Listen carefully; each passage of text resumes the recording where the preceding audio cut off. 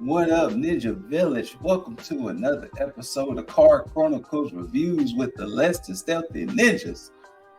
And what's Chronicles Reviews, you ask? Was we the 1, 2, 3 of us ninjas talk about TV, movies, games, food, conventions, events. Keep going. Let it go. Anything like that. And this is us giving our little take on it and how we feel and how we, you know what I'm saying, how we feel about it, how we like what we experienced. And today, as you can see, Cosmic Boss and I are here to review Abigail. Now, upon looking at this screen, this is a very intimidating picture. Because she was a very, very intimidating vampire. Man. Look, we will give minor to light spoilers because we want y'all to go out and see this movie. Very much so. Minor to light. Check this film out because I don't know about you, boss. I didn't know nothing about this movie till the trailer came out. I knew one thing prior to the trailer. I knew it was essentially a reimagining of an old movie. Okay. Yeah. Other than that, I knew nothing before the trailer. So okay. Now, for those out there wondering, what's Abigail? Well, hey, we'll tell you. Abigail is the story of 6 criminals tasked to do a job. And the job was to kidnap little Abigail. And the job was, hey, last 24 hours with Abigail, boom, 50 million to split between y'all 6. Well, upon kidnapping Abigail and through the course of the night, they find out Abigail is a whole ass vampire in these streets. Whole ass, man. So now what turned into a simple kidnapping job is a fight for survival. And Abigail stars Alicia Weir as Abigail, aka MVP of this movie. Hands down. You got Melissa Barea. You got Dan Stevens. Man is working. Dan Stevens was just in Kong and Godzilla. Mans is working. Look, man, Ozymandias done came up. You know what I'm saying? Like, you got Catherine Newton. You got Kevin Durant. Kevin Durant is working too. Because he's the voice of Proxima Caesar in the new Hollywood's #1 goon. Like, so Kevin Durant is working too. You got William Catlett, aka Neon Xerxes' cousin. Yep. Easily. Neon Xerxes' cousin. They family. You got Giancarlo Esposito. And last but not least, a rest in peace to Angus Cloud. I was not familiar with Angus's work because I never watched Euphoria. But I'm gonna say this: I enjoyed him in this movie. I did enjoy him in this movie, and if this is the last project he is attached to, because I know they didn't get a chance to film Euphoria yet, what a way to go out! Right. What a way to go out. They said he shot all his work, and then he passed like a couple weeks after. Oh, really? Yeah. Oh, wow. As soon as he finished his work on this movie, he passed like a couple weeks after. Wow, what a way. Unfortunately, he's not with us, but what a role. And to not really get off into, like I said, major spoilers, just light, on a scale from 1 to 10, boss, how scared would you be of Abigail? How scared would I be of Abigail? Yeah. How scared would you be of Abigail? A good 9.8. She's a 12. She's a 12. Look at this. Oh, I took it away. Look at this picture. No, let me give you the reason for my 9.8 out of 10. Because I'm going to see her, and it's going to be the first time you see her, and it's going to be normal little girl. And then them choppers going to come out, and it's going to, then boy, you gonna hear a decimal out of my throat that you ain't never heard in anything else. So where the light to mild spoilers would come in at, and this is only a little bit of story. So what happens is there's a scene where Melissa's character starts to read people and she starts to name backstories. And from that, Dan Stevens' character goes and presses Abigail. Well, he finds out whose Abigail's father is, and he's like, I'm getting the fuck out of here. Y'all can stay here. I'm leaving. Now, here's the thing, though. The name they gave, she gave said something Lazar. Yeah, Lazar something. Yeah. And it was like, what name is that? He came back. He was spooked. He heard Lazar. He was like, oh, no, we fucked up. Oh, no. And he said the name, and every other one of them, except was it one, maybe two of them got spooked as well? Yes. And they were like, no, we all got to go. They were like, we got to get up out of here. And then that's where you saw in the trailer where everything just shut up. Everything was just, nah, fam, y'all ain't leaving out of nowhere. Right. And then, of course, in the midst of the fighting and things, and that's when you saw in the trailer when she was transforming, and they was like, and Catherine Newton's character Sammy, because they all had nicknames from the Rat Pack. Catherine Newton's character was like, guys, that's when they realized they kidnapped the vampire, and once again, that's when things got real. Now, look, let's just talk about that, because they started turning on each other because they were suspicious of everything. Quick, and then she was like, she had them fooled. Okay, so up until that point, another little mild story beat. Them sharing stories, a name Valdez comes up, and Valdez is supposed to be Lazar's hitman, and he's like a hitman of hitman. Apparently, he's legends are about this dude. And I'm talking about anybody he goes after, they get decapitated and torn to pieces. There's no survivors. None. And then they rush in there, they freaking out, and she's like, you know what? I'm tired of playing. And she just undoes her restraint. So funny enough, if you really want story beats wise, other than some things you find out here and there, you really get the story within the trailer. Pretty much so. But what we're not telling you is some of the other stuff you find out throughout the movie that we really want to leave a surprise and things like that. Right. But so Mrs. Ladybug and I saw it, and my one big criticism, and this is just a me thing, I don't know if it's a you thing, I wish it was more people. I would have liked that too. The way this movie is, to give it a description, is kind of reverse Die Hard. And I mean the first movie, the first Die Hard. This is this is people, all parties locked in a one building situation. Them versus them. That's it. And it's one against many. I wish there were many more to the many. Now, funny enough, Boss just broke it down to y'all in movie terms. For gamers, I know they're about to make one. This is literally Dead by Daylight, the movie. Very much so. Because I've even made note that she would be a great Dead by Daylight character.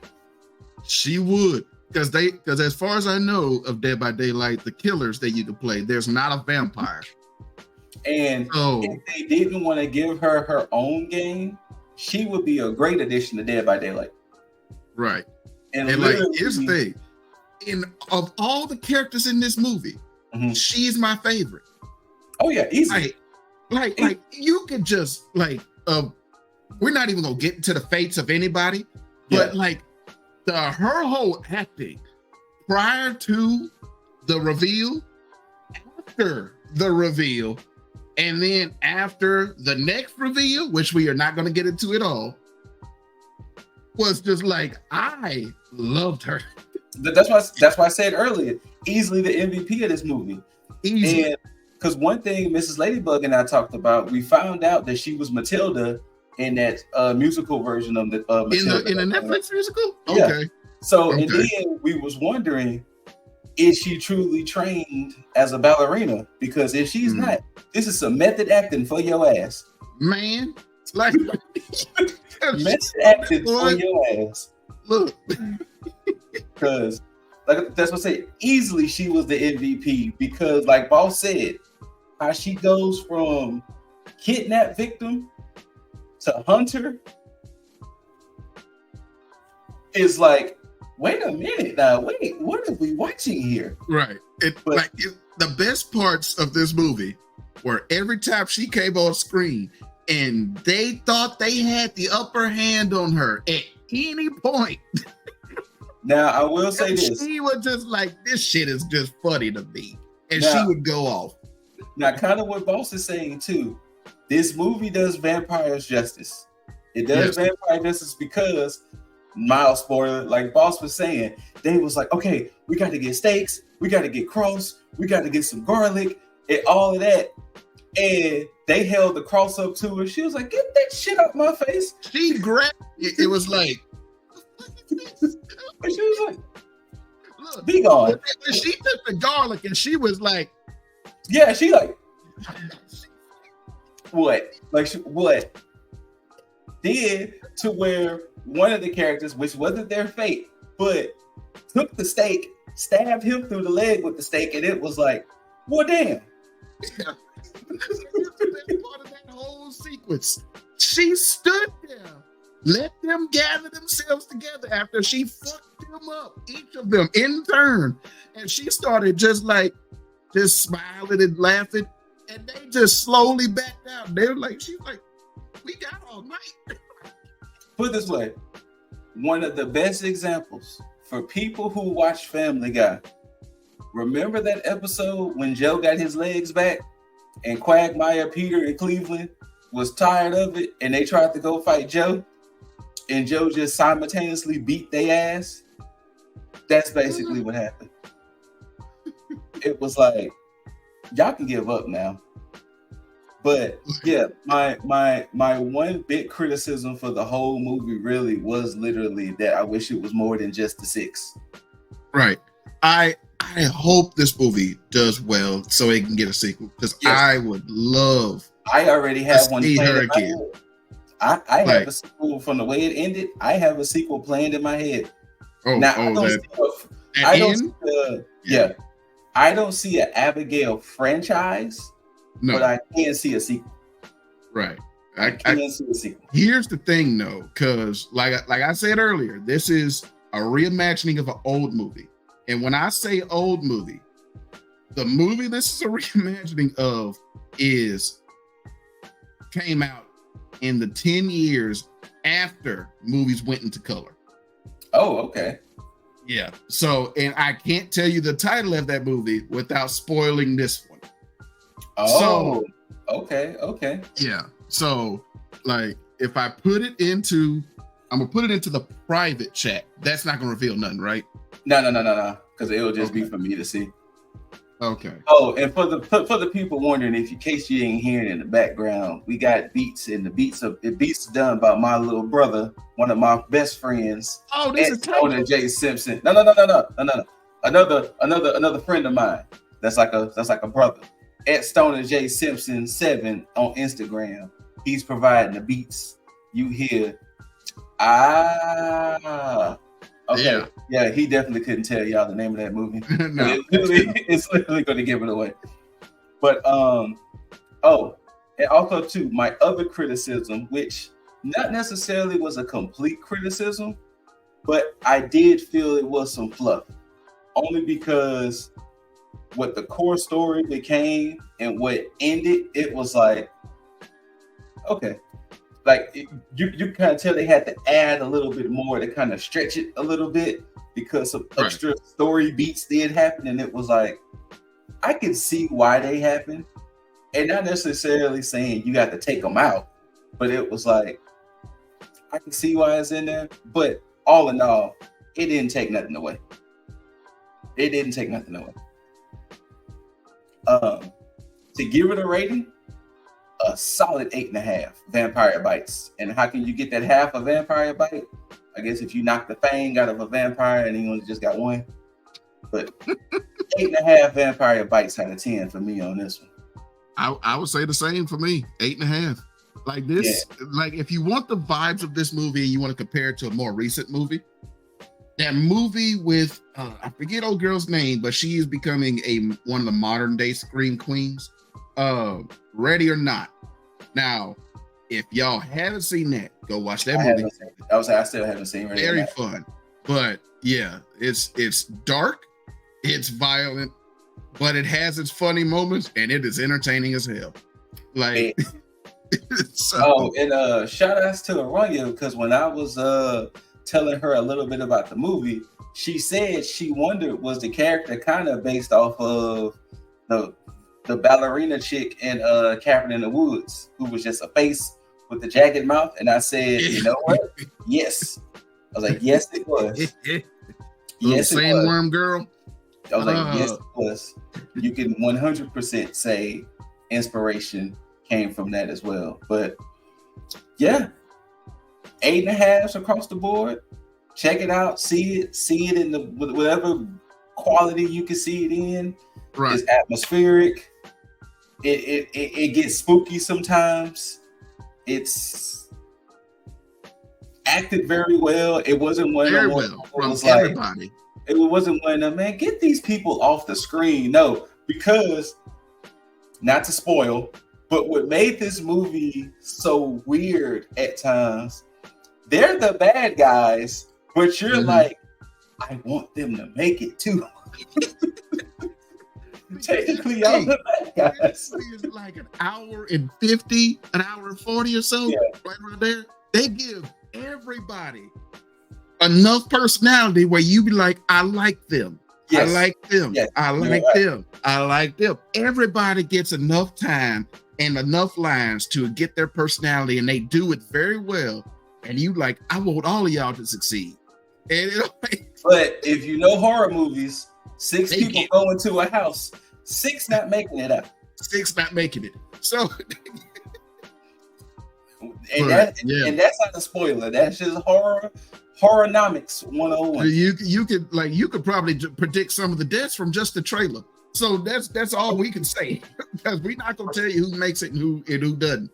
Like, go see the movie on your own. Like, it's fun. And not only that, this movie I feel is going to kill it on streaming. Whatever, if it absolutely. If it comes to a major streaming service like Max or Peacock or Netflix or that other one I'm forgetting, Prime, or even Paramount, I can see this movie doing very well on streaming. Well on streaming. But I will say this: I hope this movie does well to where we get a Abigail 2. Not only that, like I said, I wouldn't mind seeing her in Dead by Daylight, but I want to see culturally, I wouldn't mind seeing people cosplay as a vampire ballerina. I wouldn't mind that too. That would be cool to see. But that's going to be all from us, because like I said, we don't want to spoil it. Right. And, you know what I'm saying? We were to spoil it. We could probably talk for another 30 minutes, but we're not going to do that. And we don't want to, piss off Abigail. So, because we will get handled. No. Look, thank y'all. Movie children, she is probably the one I could say I ain't got no chance against. Easily. I will not. I know for a fact I cannot run Abigail her fade. That dancing robot chick, I could handle. Chucky, I could handle. No, I ain't tussling with Abigail. Nope. No. But yeah, not doing it. Whether you loved it, hate it, don't forget to rate it. Thumbs up, thumbs down, perfectly thumbs up. Like, share, subscribe, comment. Let us know what you thought about Abigail. Let us know if you want to see it. Let us know if you saw it, what you thought about the movie. And of course, after you subscribe, tag that notification bell so you will be notified when you get CCRs, Ninja Banters, Boss Reacts, LTSN Cafe, or anything like that. And shout outs to our lady ninja Aranya Miss, who unfortunately has not seen the movie. But of course, if she was here, we would probably just let her take it over, because she would probably she would have a lot to say. But yeah, until next time, ladies and gentlemen, thank y'all for tuning in. Take care of yourself, take care of each other. Take care of your mental and physical health. And until next time, we just trying to make the Ninja Village proud. Peace.